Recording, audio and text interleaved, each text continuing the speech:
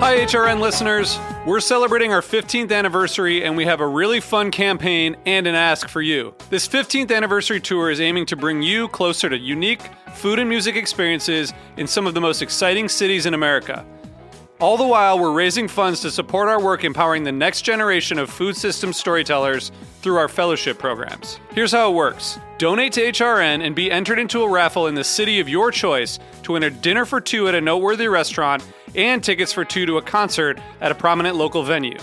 We have incredible partners in New York, Los Angeles, Philadelphia, Nashville, Las Vegas, Charleston, Asheville, and Ardmore, Pennsylvania, who have donated a meal for two and two tickets to a concert of the winner's choice. And all donations help fund our fellowship programs, where we're helping to build essential workforce readiness skills and food system storytelling skills. Check out heritageradionetwork.org/15 to donate and enter to win today. That's heritageradionetwork.org/15.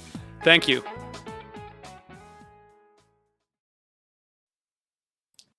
Hi guys, this is the last episode for season 3. Thank you all so much for your support this season.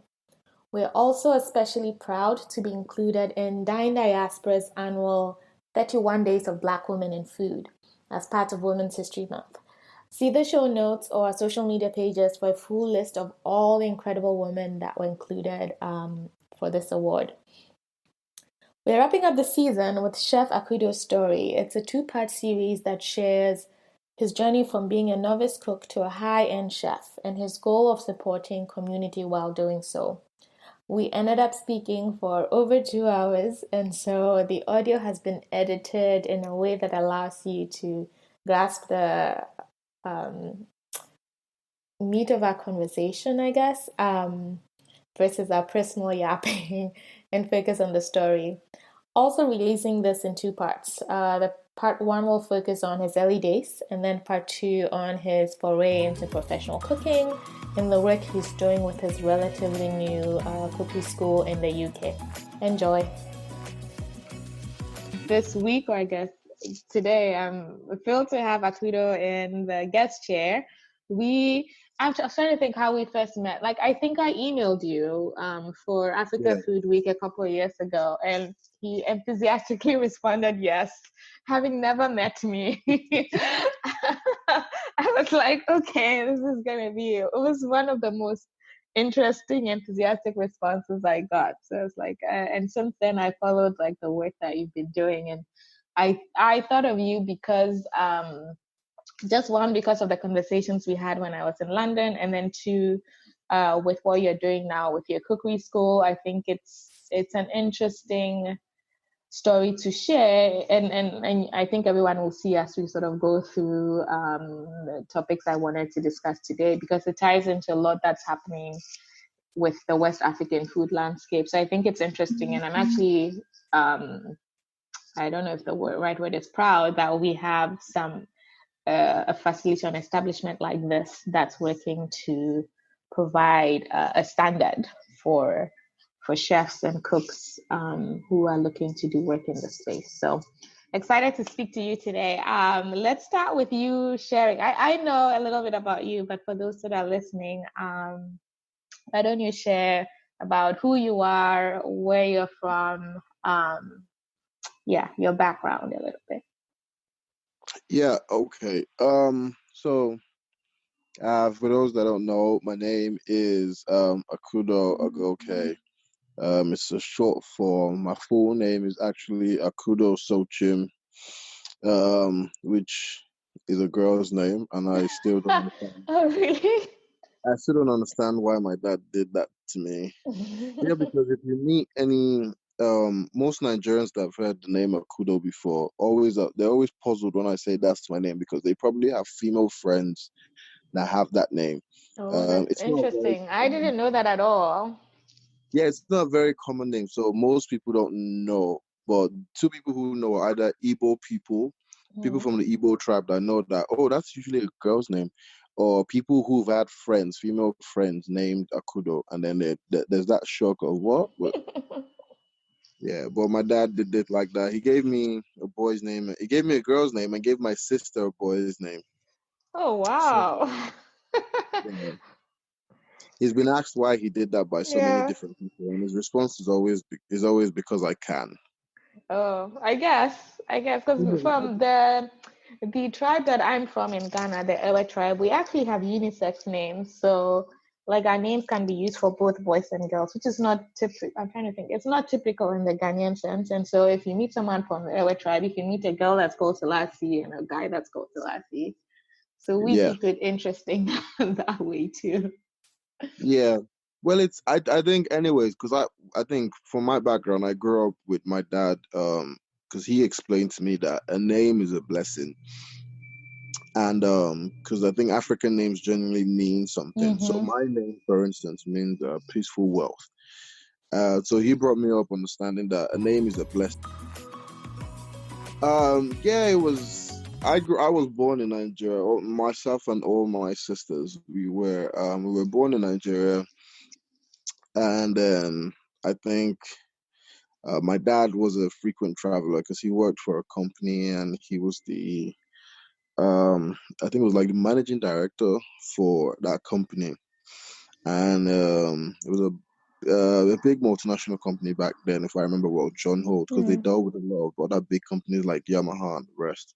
So he used to travel a lot, and because I believe their headquarters was based in Liverpool, so he used to go back and forth to the UK a lot than any other country, and he just sort of liked it, and I think he just thought to himself like, you know what, my family would probably have a better life here. Yeah. And then one day he just sort of decided, all right, I'm gonna just apply for, because he was in and out so frequently. So eventually he was getting to a point where um he wasn't applying for like what do you call it, visitor's visa, and he was just like applying for like a work permit. Oh, I see. Yeah, so eventually it got to the point where he could then apply as a leave to remain. And he just thought, you know what, I'm just going to come here and I'm just going to bring my family here. And then for us, it was just sort of how it was. And then we started to visit when we were younger, when we were kids. And Yeah. then eventually, then the procedure to eventually just move the family here. Then what was that? Do you remember what the transition was? Because around how old were you? Was it a tough transition for you coming Um, from? no, well, to be honest, it wasn't really a tough transition because my dad was traveling a lot and always busy. So we were kind of kids that we grew up understanding that, yeah, dad's not around a lot, so get used to it. um and then we moved around a lot quite well. Like I remember, like before I was born, they lived in a house. When my older sister was born, we moved. The house I was in, we moved again. And then after we moved again. I think we moved about 5 times. Oh, wow. So we got used to Oh, I see. moving from an early age. And then obviously with my dad not being around a lot, and my Hmm. mom was also an entrepreneur back then. She used to run like this little shops and everything. So we used Yeah. to have how most African homes have like a maid at home Right. that helps out. So we pretty much just got used to them not being around and we being shuffled around too much. So transitioning from here to the UK was just, we just saw it like the same thing we've been going through, but Mm-hmm. on a much bigger scale. Okay. That's interesting. So then how, especially as a guy, how did you start like cooking, or where did your interest in cooking and food come from? Because typically, um, and I can speak, I think I can even speak to the Nigerian experience just based on the number of people I've spoken to, and my experience with them is that a lot of the times it's women or girls who are encouraged to be in the kitchen, and those who end up, doing food, like that's sort of where their interest or their expertise or skill set starts from. Did you start cooking early, or like where did your interest in food come from? Especially our food, I should say, too. Yeah, so the funny thing about my experience is that I started cooking late, like super late. Um, which is which most people don't believe when I first say it. And they're like, nah, like you can't at least be at this level. And you're telling me you only started cooking like what, a couple of years. Yeah. And I'm like, nah, really, because like you said, it's how it is back in Nigeria and Right. in most African cultures as well. Some African cultures are different where they don't have that kind of gender roles. Mm-hmm. But in like West Africa, especially like Nigeria, Ghana, is the women that are currently encouraged. So, and when I was growing up, my mom actually used to kick me out of the kitchen. She actually used to say, the kitchen is not a man's place. Mm-hmm. And she would say, the kitchen is not a man's place. I've got other jobs for you. And I'll be sent to like either do the garden outside or sweep the compound or wash the car. Like I would be given jobs like that. So I would be the one to like wake up really early in the morning and then see dishes in the sink and then try and help like cleaning up the dishes or try and learn a dish or two just to try and help out in the kitchen. But my mom, she'd be impressed by it when she wakes up and stuff like that. But you know, on a normal day, if she saw me going into the kitchen, she would always be like, "Nope, get out of my kitchen. Kitchen is not a man's place. Get out of my kitchen." And to be honest, to be fair, the little odd jobs I used to do in the kitchen, I just used to do them just to win my mom's favor because I knew I knew I was either going to ask for something towards the end of the day or I wanted money for something. So the kitchen, I got used to it being not my area. Right. It's So unfortunate though, when you think about it, because I think it's a basic skill that everybody needs to have. I say this all the time.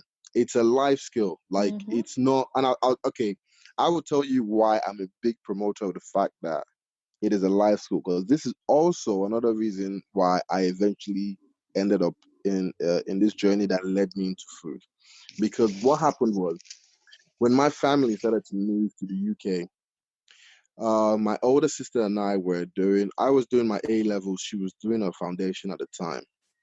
And I just rang up my mom and I just said, hey, listen, you used to kick me out of the kitchen every time when I was growing up. And now you're going to pay for that, okay? I need to cook, I need how to cook. So you're going to be on the phone with me every day when I get back from uni. You need to teach me how to cook because I'm tired. I want some pounded jam. I want some jollof rice. I want some decent food. I'm tired of eating burgers and smoked turkey, please. And so my mom would call me. She would call me every night, every evening. I would let her know, okay, I'm back from uni. She would call me. And this was when there wasn't like, there was no WhatsApp. And you couldn't just text internationally because you'd incur some serious cost. So this was the days of the calling card. Oh yeah. Oh my gosh. Yeah, so this is the Wow. calling card. We had to buy a calling card, dial that longest number on the calling card, scratch it to see what your card was, and it would tell you how much you had. Man. $10 or $20, and then you would then load out and call and then wait for my days. And then if the call was getting too long, you had to rush out and get another calling card. So this were suffering times. It's so funny how technology has advanced, right? Like when you think back way, oh my goodness, the things we used to do. I'm sounding like an old person. The crazy times. So my mom would call and she would direct me. And this was 2008. So she was teaching you how to cook in general or specifically Nigerian food? Like I would pick something. She'd be like, okay, what do you want to make? And I'd say, I want stew. I really feel like stew. And I want to make stew. I saw like she tried to get me to understand, okay, how to cook rice first. The first time I cooked rice, it was an absolute tragedy. And I was so confident. I looked at the rice and I'm like, it's rice. How hard can it be? And it was burnt at the bottom. The rice was mushy. I don't know how you can burn rice. It's mushy and yet still uncooked at the same time. Like it just didn't make sense. I was like, how did I even See, if you had grown up in the kitchen cooking, like rice is the basic. Like I feel like most girls can cook rice like with their eyes closed just because we had to do it so much. you get what I mean? Like rice was like Yeah.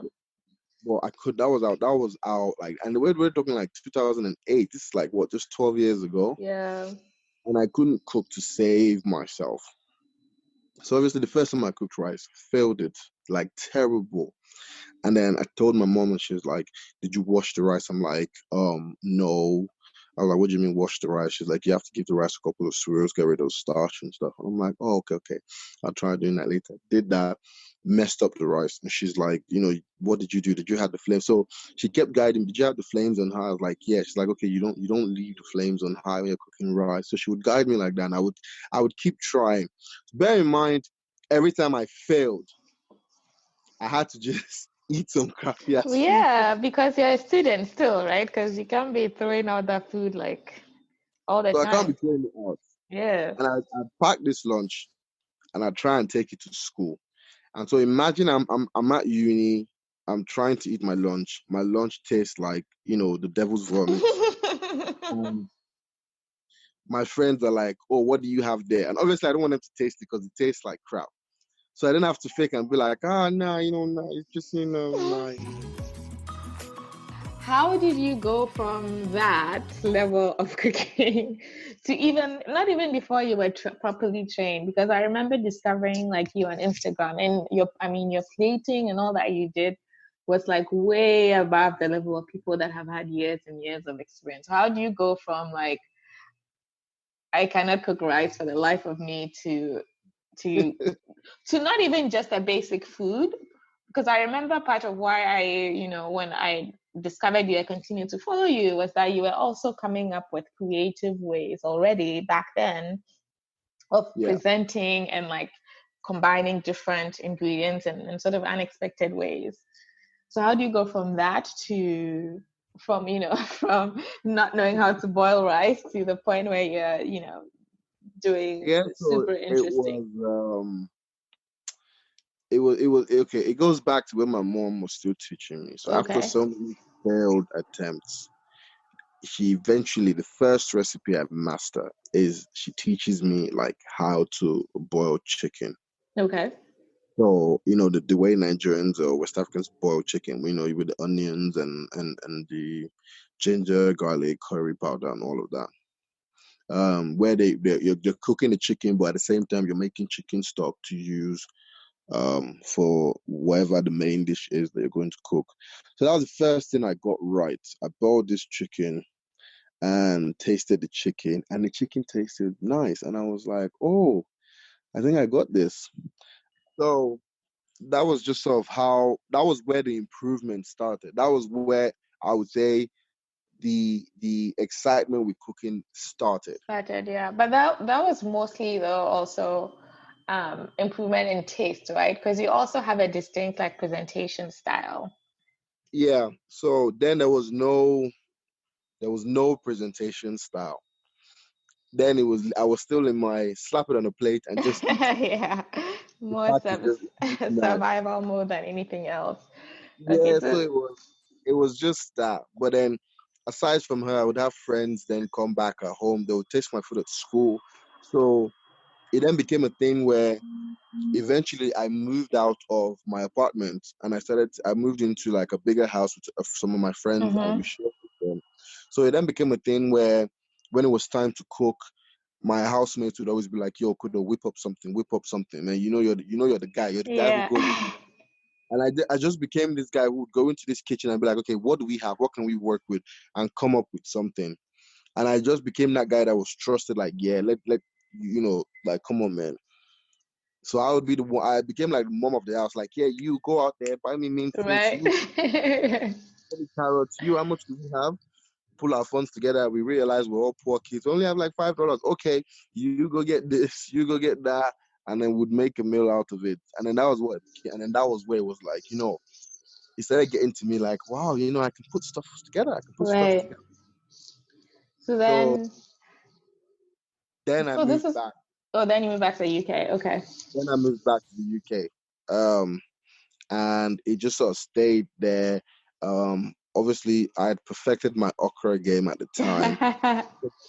When I moved back and I made okra for my sisters, So I remember my sisters would be like they didn't want my mom making okra. They wanted me making it. Oh, wow. Yeah, and my mom would always, until this day, she still says her favorite sentence is, "The student can't be better than the master. I taught you, so whatever success you're getting from your food journey, it's thanks to me." I could see So that. I don't think my mom would ever agree that I cook anything better than her. So my mom would, I mean, she would indirectly admit that, oh yeah, it's great. it's good. Yeah, exactly. Like she would say, "Of course it's great. Who taught you how to cook?" That's how she'd say it. Yeah. So moved back to the UK, and then sharing a couple. So it was still that kind of housemate setting. So I just kind of cook for my housemates, this, that, and that, and then that was what it was. Had you But then, started your Instagram or like blogging in Canada? Like when did you start sharing like what you were cooking with, so on social? like that was, you know what? That was another super late one. I joined Instagram 2012, Oh, wow. Okay. and my sister went, and I think Instagram had been around before then. But my sister had been bugging me. I think Instagram came out either early that year or last year or 2 years ago. I don't know. But Okay. my sister had been bugging me like, get on Instagram, get on Instagram. But I ran a fashion blog then. That was why I joined Instagram. Oh, I So see. Fashion. Okay. yeah, so then it was just a fashion blog. It was just something I became up. But then I started watching like cookery shows as well. Oh, yeah. Those are helpful or inspirational, I would imagine, right? Yeah, now it's like obviously now it's 2012. The internet has blown up. YouTube's big, Instagram's big, social media, Facebook, everything. So, you know, Jamie Oliver, what do you call it? Aston Bloomington, all them guys were making big names for themselves at that point in time. Um, Gordon Ramsay, big one, coming out telling everybody to F off, you know, big things. So there's so many online. So I'd watch, and I remember when I watched those things, the one thing that would always be in my mind was not the food. It was, oh my God, look at that kitchen. Oh, interesting. Yeah, The so I was size, always the size of the kitchen, or like all the equipment, or like the equipment, the kitchen, and I think, man, like so I would say stuff like, man, you know what? My plan in life would probably be to just make enough money so that I can retire and have this big kitchen and have this big library of cookery books and just keep cooking and trying recipes as much as I'd like. And that was it. That was the dream. So fast forward to 2014, I moved away to Wales for a year to work. I was working with Office for National Statistics at that point in time. I was working as a data analyst. okay.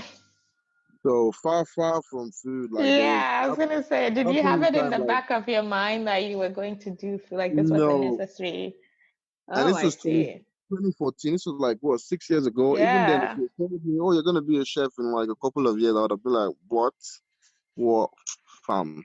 Please." So it was far from my mind. I would cook.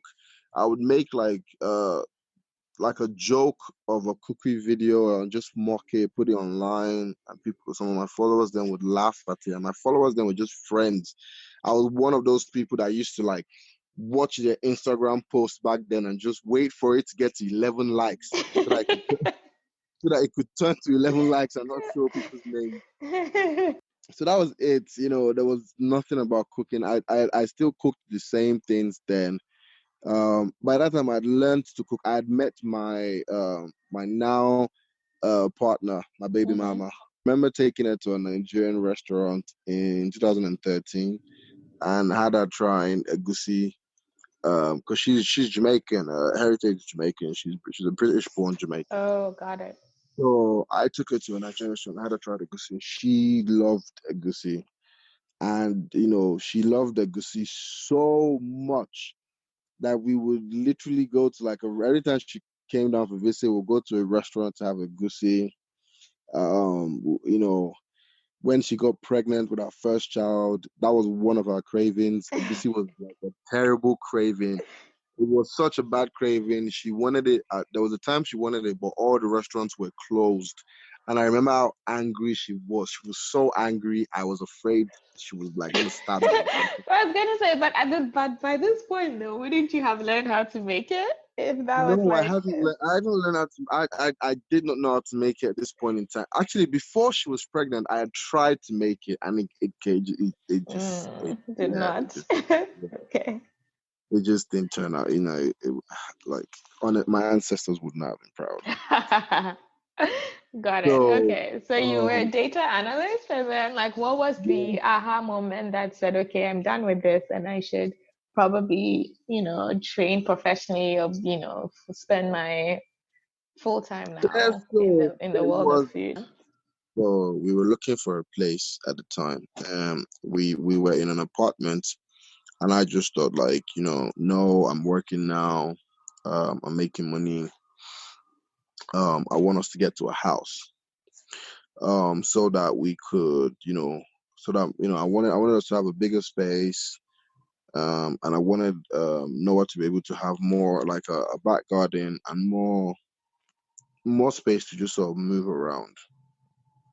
So we found a house. We found this house, and when we went there, I remember the first thing she said to me, because I was in Wales at the time. She went to check the house, so I remember the first thing she said to me was, "You're gonna love this place."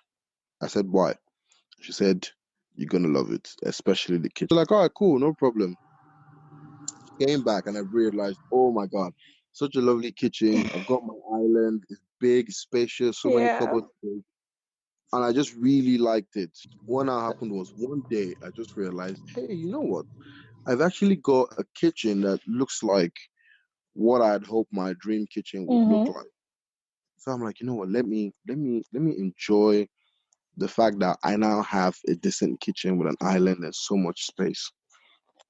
So I decided I was gonna just surprise the missus, go out, shop for some things, buy something, and then um I would cook for her and I'll surprise her.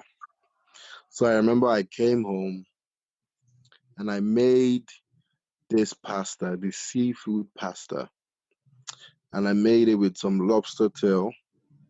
And it was a recipe I'd seen somewhere before. I couldn't remember where. Yeah. I'd seen it, and I just thought, oh, I wanted to try that one day. And I said, okay, today I can actually try it.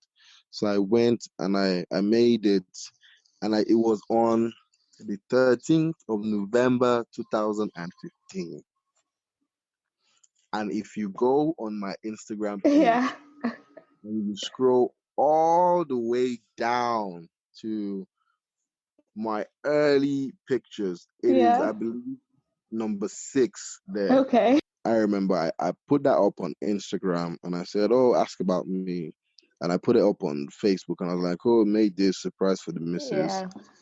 And I just remember um I got like 2 comments on it. And then, or I think that I got a few comments on it and people were like, oh, that looks amazing. And somebody was like, oh, I'd like some. Somebody was like, oh my God, you should cook for me. And then it blew up on Facebook and people were like, whoa, like, yo, chef things, da da da da. Yeah. And I remember just thinking to myself, like, it's just a random recipe I'd seen wherever, da, da, da.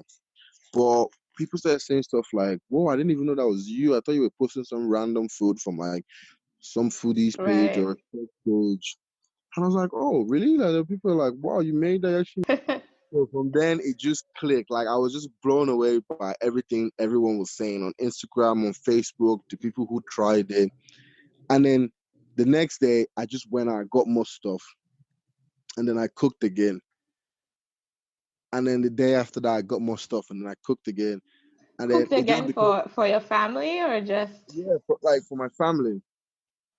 So it just became like a thing. mm, I would finish work. Like I started going to work like super early so that I could leave work early. I would quickly rush to the store or to the market there. I would pick up stuff and I'd go home and I'd cook before they got back. And they would come back and I'd be like, oh, wow, you made. And every day was like, wow, like, whoa, my God, like, you're really into this cooking stuff. Yeah. And I'm like, wow, you're really doing a great job. I'll post it on Instagram. I'll post it on Facebook. And I think what got me on Instagram was, it was the first time where every day I'm posting pictures and I was getting like 11, 12 likes. And I was so hyped, like, yo. I was like, yes, no more names showing under my stuff, just the number of likes. And I was so hyped, like, yes, like this is the life. I'm famous now, mama, we made it. Yeah. Yeah, like, how would this look? I don't just want to slap it on there. I want it to look nice. So I would think about, like, how it would look. I would try and plate it real nice. But then what started to happen was people started to, the response started to die down. And there was not as much likes coming through. There was not as much comments coming through. People weren't that buzzed. But what I just realized was I was already into it. So I wasn't even phased. Like, I wasn't even By looking. the response. Yeah. That's a good sign that it wasn't just about the buzz, right? Yeah, the idea of being a chef, the idea of having a food blog. People would tell me, "Oh, start a food blog." And I'm like, nah, nah. I just like to cook. I don't And have you were time still for it. working, right? You were still working as a I was still data. working like full time. Full time. I was still working. I used to go to work super early. I'll take advantage of my flexi time. Um, and just sort of come in early, work, and then dip, go to the market, pick up stuff. And then I became very adventurous, like early enough. Like, I think even after like the fourth thing that I cooked, I just didn't want to follow anybody's recipe anymore. I just It's wanted to time do to my do own your own thing. thing. Yeah. Yeah, and it was very foolish of me, to be honest, because it was very early, and then there were a lot of failures. There were a lot of successes, but also a lot of failures. And I used to spend like 16, 17 hours a weekend in the kitchen. Wow. Like, This not is even a just weekend. you developing. This is not even, you don't even have a client base yet, right? You're I just didn't. So cooking this and is perfecting for your I didn't have a own. blog. I didn't have a YouTube channel. I didn't have anything. I just wanted to get better at it. Eventually, I went back to like reading recipes because I realized I didn't understand how to balance flavors. I didn't understand how to layer flavors. I didn't understand, what to do. And I needed that basic information. So I'd go back and I'd read recipes and I'd question everything in the recipe. But why? Why? Why this? Why that? Like, I would read a recipe and the recipe would say, when you're doing poached eggs, um, don't salt your water, because if you salt the water increases the density of the salt increases the density of the water, and then your poached eggs will be ruined. And I was like, Oh, why? I didn't even know this. Actually, good tip for everyone who's listening. No, so that's like a typical thing they say, but I realized earlier on that to me that's a myth. So I would research that, Oh, and that was something like a lot of people accepted. But I challenged. I was like, why? That doesn't, like, why? why? Like, what's the science behind it? Like, why does, salt in water and higher density of water, like, why does that make the poach? So I would research, like, what does salt do to water? What is, like, if water has like a higher density, what happens? This lady Essentially salted. experimenting. Yeah, so I was like, if she salted her water and I saw her put the egg in, and the eggs like just dropped straight to the bottom, then that must be a problem. That there's a problem there, because if salt does actually increases the density of water, then the egg should have flowed. So what I don't understand, the opposite is going on here. I wanted to know Right. why is this going on? That then became a thing for me, which then helped me develop my own recipes, because I started to understand what happens when you mix this with this, what happens when you combine this with this, like what's going on when this chicken is frying, and so stuff like that. Then that's why, if you then look at like my Instagram later on, I then started to come up with like my own Different, recipe. unique recipes. Yeah, exactly. Yeah, or Interesting. I would take like a typical recipe, but I would like add my own twist to it. And as I did that, I got better at plating as well.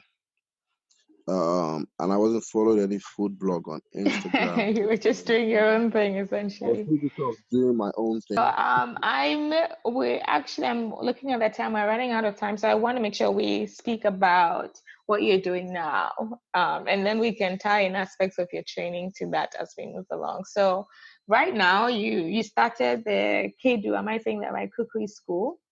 Yes. So can you tell us first of all what does Kedu mean, and then just a little bit about the school, why you decided to start it after doing the chef and becoming Instagram famous. Well, so like I said, like my Instagram started to build up with the following, and then I started to get messages from actual chefs, Mm-hmm. who were like quite shocked at that point in time. So, asking me questions like, "Are you really self-taught?" And I'm like, "Yeah, why?" And they would say, "Oh, because you're like you're doing basically almost the same thing we are. And we spent like years in school." Mm-hmm. And I'm like, "Oh, I didn't realize." Like, I think I'd look at their page and still think. So then I started to get invites to like supper clubs, and I remember the first supper club I ever did was from Tokumbo. Oh yeah. Sure, I remember Tokumbo's kitchen. Cucumber's So Kitchen, Tokumbo yeah. was actually the person who got me on it. She was like, you've never done a supper? I was like, no, I don't even know what that is. And she was like, oh, okay, you know what? Why don't you come on board with me and let's do one together? So Tokumbo was actually the first person who got me to do the first supper club. When I did it with her, I got a taste of what that was like, and then decided that I was going to start doing my own. And then there was Imoteda as well in Nigeria.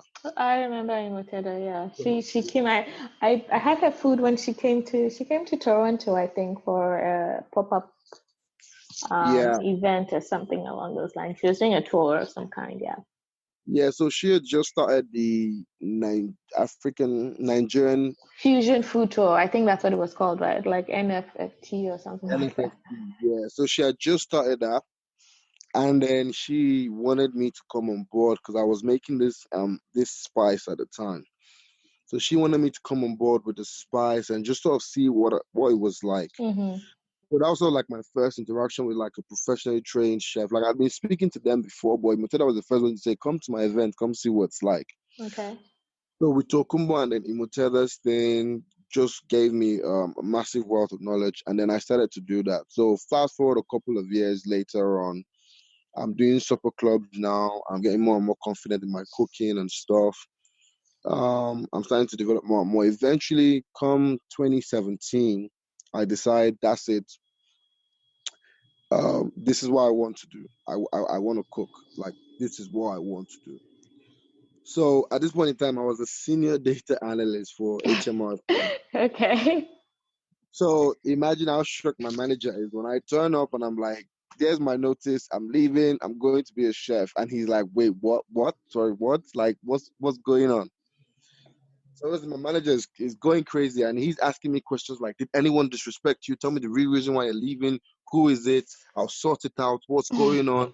And I'm like, "Hey, chill, chill, chill. Like, don't worry about it. It's none of that. It's a dream that's just been festering, and I just want to give it a shot. I'll regret it if I never do this. So I just want to do this." And then, so at the same time I decided to do that, I planned I was just going to quit. I was going to get all my plans together for supper clubs, keep, blogging with the food, try and do some events, aside from, and just try and, be this, big private chef just doing his thing. And then a gentleman reached out. His name was Aji. Okay. So he was planning to open a restaurant, which is opening this year, I believe, in Mayfair in London, Okay. called, I don't know if you've heard about it, it's called Akoko. Oh yeah, I've seen that. Is he Nigerian? The owner is Nigerian. Okay. Oh, that's Um, interesting. I've been following I've been following them on Instagram, and it looks pretty. So I'm excited for what they put together for sure. yeah, so he reached out and he was telling me, oh, they're doing this and stuff. And he was like, your names come up as one of the people doing big things with African food, Mm-hmm. with your recipes and how you plate them and stuff. And, why don't you come on board with us? So I'm like, oh, okay. And I, really like, oh, cool, cool, cool. So I um, went down to London. I met with him. We spoke for a little bit, and then I there was some demonstrations for some other chefs, and there were bigger chefs there. Like there was a guy called Owen. He was I think, executive chef for one of Gordon Ramsay's chain. Oh wow, okay. So at first I felt displaced, like, yo, this. And then he's telling me about the other chefs they had. Some chef I really respect. His name is Tristan. And so I'm thinking these guys are on an entirely different level from where I am. Like, I guess I've built myself up good enough, but these guys are just not on my level. What am I doing here? So I got to feel like those guys did not have any experience with African food whatsoever. And then there was this other guy, this gentleman there. I can't remember his name, but he does this YouTube channel. Kola is his name. Yes, Kola. And he does this Nigerian food. He has this Nigerian YouTube channel, this food YouTube channel, and he's really popular. I think a lot of people know him with his food. Nigerian cuisine, that's what it's called. Yes. Okay, I need to look it up. I don't think I've heard of him. So he was there to sort of teach the food and Oh, what we to do. those who didn't know the food. So to the chefs who didn't know the food, Okay, yeah. got it. And then I was there to sort of validate what Kola was teaching and to look Okay. not to say that Kola couldn't cook, because Kola was a great cook. But I Yeah. was sort of there to add my own, my own 2 cents, that, yep, this is it. And because I was already transitioning into fusion food at the time, Mm-hmm. I was also there to say, how could we twist this? What could we do? So I was like the bridge between Kola and the other good chefs, sort of showing them like how we could translate this traditional Nigerian food into this completely, Michelin star product. So I would sort of do that transitioning, and then they would just take what they knew from what I've said and then give it that final Michelin touch, or how it could be, spun into something great. So eventually I was asked to be the sous chef for Akoko. Okay. And I felt like, oh, was it? And I had such a great time with Aji and the team. And then what happened was, they wanted me to sous chef for Akoko, but I thought I wasn't ready. I thought, I'm not ready. This is such a big deal. And then he was telling me how we'll have this guys, they'll train you. So eventually, something happened. I think they lost the head chef, Okay. and they were considering getting another head chef or training me to be the head chef for Akoko.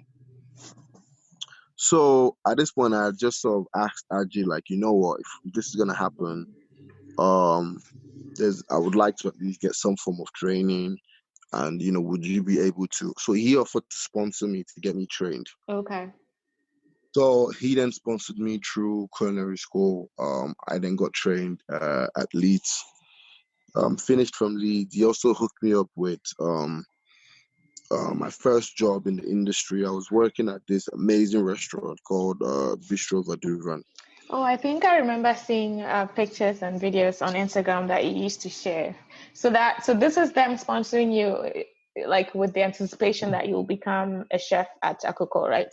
Akuko. Yeah. So this was sort of like The, him guiding me and trying to get me ready to be the chef for like Akoko. But the thing was that being in a restaurant setting is really demanding. So what then happened was I sort of just became a chef that was working in a restaurant, and it was very hard to find time for Akoko. So I would work like 5-6 days in a restaurant, and I'd only have one day to, go to Aji's place and sort of work on Akoko. And I was just sort of losing track on that. And you would work like 17, 18 hours a day, almost 20 hours yeah. a day in the restaurant. And then one day you have off, you really just want to sleep. And But then I knew with time with your family too, right? And then I was away from family. I was like miles away, and my wife was pregnant with the second child by this time. So I'm Yeah. imagine the stress. I'm working 20 hours a day. I'm completely away from family. I'd quit my job. I wasn't getting any money because I was being trained at the same time. So the only money that I was getting was literally what Aji was sort of paying me, almost like a consultancy fee. And bless him, he did his best, but it was just It was the a entire lot, yeah. process just wasn't right. Yeah. Traveling 200 miles back and forth when I had a chance Wow. to see family. And then there were times where, you finished work at like 1 a.m. and you knew you had to be there by 8 a.m. And I knew my journey home, because London is a big city, my journey home was 2 hours. That's So it was crazy. like, what's the point? So there Yeah. was sleeping in my car. So there were times I was sleeping in my car, getting ready for work the next day. So Jeez. between like work, and so it eventually got too much. And I before then I had developed a heart condition like a year or two prior. So you're So having what to happened deal was, with that as well. so I was dealing with all of that, and obviously I wasn't trying to say anything to Aji because I was afraid I would get dropped from the project. Thank you for listening to Item 13, an African food podcast. If you like the show, please subscribe, rate, and review us on your favorite podcast app. To keep up to date, follow us on Instagram, Facebook, and Twitter at Item 13 Podcast. Thank you.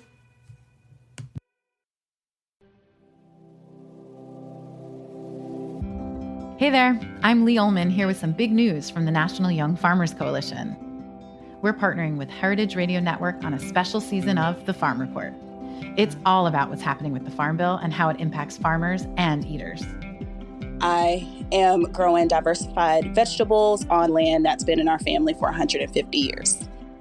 And so with the pandemic, gentrification, property values going up, we had to sell the land and we lost it. Join us as we uncover the untold stories behind this massive piece of legislation that shapes how we grow our food, what we eat, and so much more. The problems we have had, those are things that come from earlier Farm Bill and USDA policy, right? Like Earl Butts, get big or get out. It's my responsibility to know not only what I'm eating, but then like how that all came to be. And realize like, wow, like this piece of legislation, all this money, like it's technically something that I support as a taxpayer. While Congress debates the next Farm Bill, this is not just an invitation to listen. It's a call to action. Be part of the conversation. Subscribe to The Farm Report on Heritage Radio Network, wherever you listen to podcasts.